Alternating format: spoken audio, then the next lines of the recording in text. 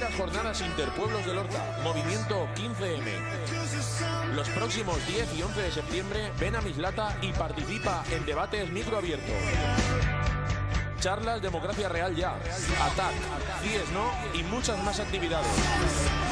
Actuaciones musicales, pintada de grafitis. Y solo cada 4 años. Pasacalles, charangas. Ponte al día sobre el movimiento 15M. Somos ciudadanos indignados. Apaga la tele y sal a la calle. Recuerda, 10 y 11 de septiembre en la Plaza Mayor de Mislata, junto a Metro Almasil.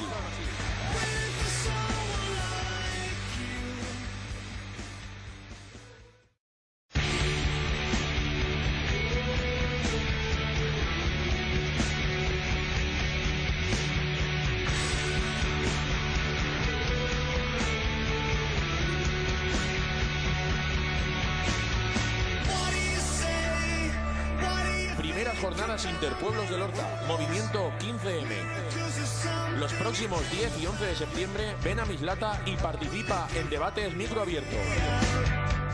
Charlas Democracia Real Ya, ATAC, CIES No y muchas más actividades. Actuaciones musicales, pintada de grafitis. Y solo cada 4 años. Pasacalles, charangas. Ponte al día sobre el movimiento 15M. Somos ciudadanos indignados. Apaga la tele y sal a la calle. Recuerda, 10 y 11 de septiembre en la Plaza Mayor de Mislata, junto a Metro Almasil.